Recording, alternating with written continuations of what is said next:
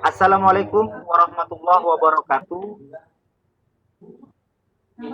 Selamat pagi, terutama kepada yang terhormat Ibu Hulwatun Raudatil Jannah, Sarjana Pertanian, selaku guru mata pelajaran produktif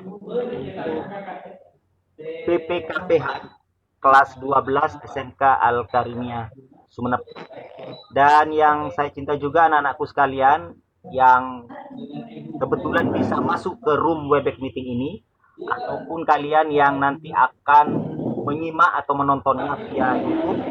Mudah-mudahan kita sekalian pagi hari ini diberi kesehatan oleh Allah Subhanahu wa taala sehingga tetap rutin dapat melaksanakan kewajiban kita untuk tetap belajar di masa pandemi Covid-19. Baiklah anak-anakku sekalian dan Ibu Raudatil Jannah, untuk selanjutnya kami berikan waktu kepada Ibu Raudatil Jannah untuk memberikan materi mata pelajaran PPKPH kelas 12 SMK Al-Karimiyah. Kami persilahkan Ibu Raudatil. Baik, terima kasih. Saya di sini akan materinya hari ini yaitu PPKPH. Yang akan dibahas yaitu simplicia buah atau fruktus. Simplicia di sini merupakan bahan baku obat herbal yang berasal dari bagian buah secara keseluruhan atau sebagian. Simplicia buah dapat dimanfaatkan dalam bentuk segar atau irisan-irisan tipis yang telah dikeringkan atau boleh diolah dalam bentuk serbuk halus. Maksudnya di sini buah, jadi buah itu bisa dijadikan simplicia. Maksud dari simplicia ini sendiri yaitu proses pengolahan buah yang dijadikan bahan obat herbal seperti kita bisa tahu buah jeruk. Buah jeruk itu bisa digunakan sebagai penambah vitamin C pada tubuh kita. Proses pengolahan dari buah jeruk itu sendiri yaitu dengan cara memerasnya. Jadi kita mengambil sari-sarinya saja. Kalau buah jeruk ini memiliki kandungan air yang cukup tinggi. Karena melihat dari manfaat jeruk itu sendiri, dia itu memiliki manfaat yaitu vitamin C. Melihat pandemi seperti ini, kita membutuhkan sangat banyak vitamin C pada tubuh kita untuk kekebalan atau imunitas tubuh. Namun, ada beberapa jenis buah yang memiliki kandungan air kurang dari 70%. Selain mengandung air, buah yang lunak juga mengandung lemak, vitamin, protein, atau zat-zat lain sehingga membutuhkan tindakan khusus dalam proses. Maksudnya di sini tidak semua jenis buah mengandung banyak air. Tidak semua buah mengandung banyak air. Buah itu memiliki kadar air yang berbeda-beda. Seperti semangka itu memiliki kadar air yang berbeda dengan buah apel. Seperti itu. Next. Selanjutnya yaitu pengeringan. Pengeringan ini berguna agar zat yang dimiliki itu tidak hilang. Secara umum, jaringan buah tersusun dari jaringan parenkim yang menyebabkan buah menjadi lunak. Beberapa jenis buah ada yang hanya dimanfaatkan kulitnya, daging buah, atau bijinya saja untuk dijadikan bahan baku obat. Jadi seperti kulit manggis. Tidak semua buah bisa digunakan kulitnya. Seperti kulit manggis, kita sangat tahu kalau kulit manggis itu banyak sekali manfaatnya. Seperti sekarang sudah ada kapsul dari kulit manggis itu sendiri. Jadi ada proses pengolahan tersendiri yang dilakukan oleh seperti kulit manggis. Itu ada proses pengolahannya berbeda dengan buah jeruk. Buah manggis dan buah jeruk proses pengolahannya itu sangat berbeda. Buah manggis kalau kulit manggis itu harus dilakukan pengeringan sebelum dijadikan obat herbal atau eh, minuman-minuman herbal. Jadi harus ada pengeringan. Sedangkan kalau di buah jeruk itu tidak memerlukan pengeringan karena yang dibutuhkan itu adalah airnya. Seperti itu. Dan buah yang dipanen ketika masak, kandungan senyawa aktif pada waktu itu telah terbentuk sempurna. Jadi buah yang matangnya sempurna, senyawa aktifnya juga akan sempurna. Beda dengan buah yang setengah matang atau buah yang matangnya itu tidak di pohonnya. Itu sangat berbeda. Kandungan senyawa aktif. Kandungan senyawa aktif ini berguna untuk sebagai proses bahan baku obatnya. Jadi agar proses pembuatan obat berjalan dengan sempurna atau bisa dimanfaatkan, senyawa aktif pada buah itu harus sempurna, harus terbentuk dengan sempurna. Selanjutnya yaitu penanganan dan pengolahan buah juga harus dilakukan secara cepat, khususnya pada buah yang memiliki kandungan minyak atsiri. Hal ini penting dilakukan agar kandungan minyak atsiri tidak banyak yang menguap pada proses pengolahan. Jadi, penanganan setelah panen buah itu harus segera diproses. Karena apa?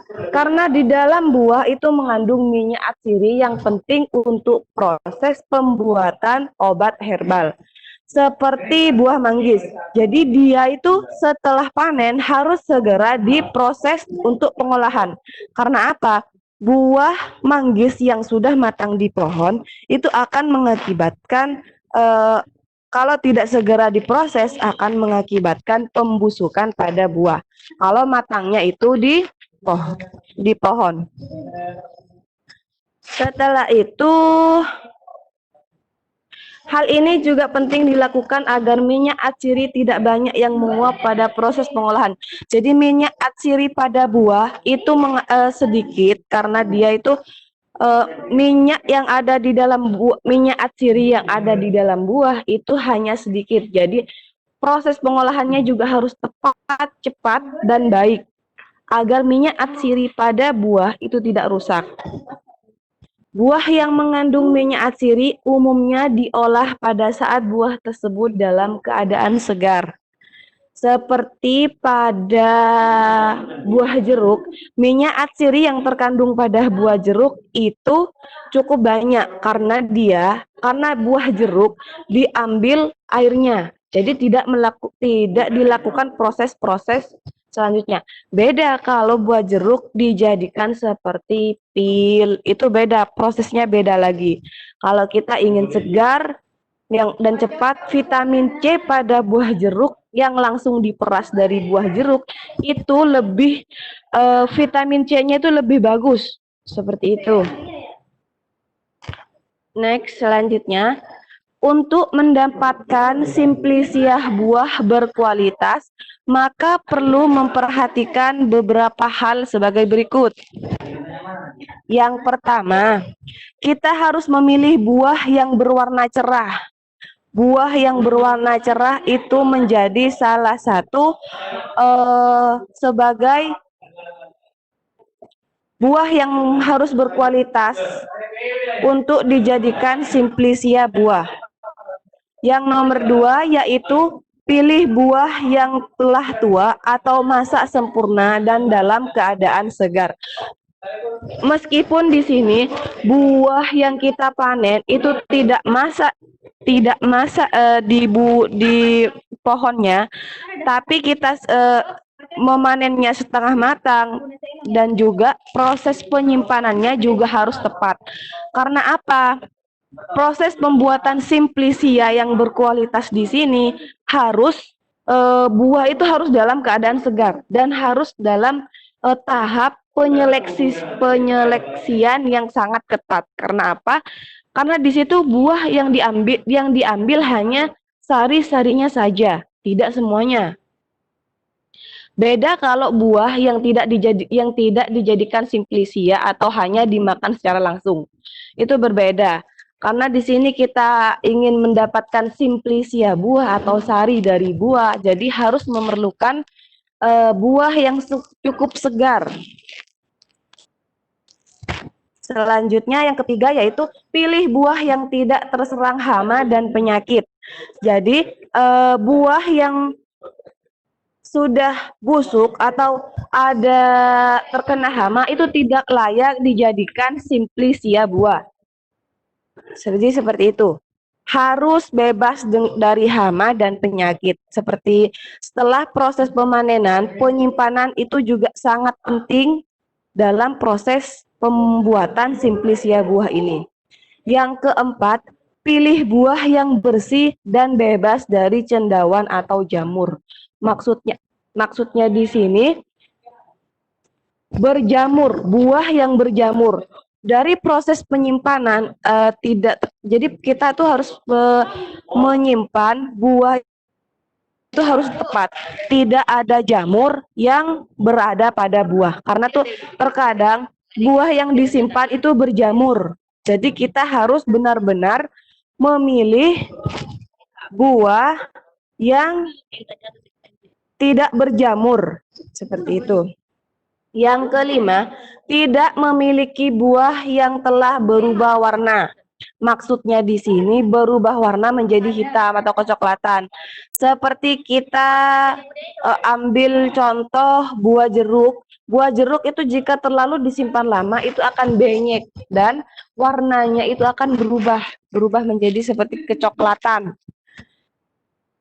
Next, di sini ada buah mahkota dewa. Jadi, buah mahkota dewa ini sangat berguna dalam digunakan dalam pembuatan simplisia buah. Tidak hanya buah mahkota dewa ya, buah manggis di situ juga bisa dijadikan simplisia buah. Karena arti dari simplisia ini sendiri yaitu pengambilan sari buah atau pemanfaatan dari buah untuk dijadikan sebuah obat tradisional. Jadi di sini Ibu ambil contoh yaitu buah mahkota dewa. Jadi buah mahkota dewa ini contohnya seperti ini ya, sudah ada di layar kalian masing-masing. Prosesnya itu di sini Ibu tidak tidak memberikan prosesnya, maaf.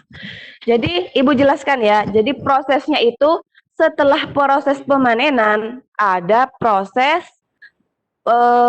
pemilihan buah. Jadi pemilihan buah ini berguna untuk memisahkan buah yang kecil, buah yang besar. Jadi kita itu membedakan antara volume buah seperti itu. Selanjutnya itu ada proses pencucian. Setelah pemilihan atau pemisahan buah itu ada proses pemisahan. Setelah proses pemisahan itu ada proses pencucian.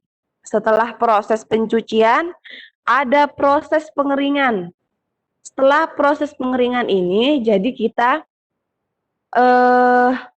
setelah proses pengeringan, ada proses pengeringan itu harus benar-benar kering dari air karena kita tidak tahu hama atau penyakit yang menempel pada buah. Karena buah mahkota dewa ini langsung diproses, tidak ada proses penyimpanan seperti itu. Setelah ada proses pengeringan, pencucian pengeringan baru masuk ke dalam proses pemotongan buah.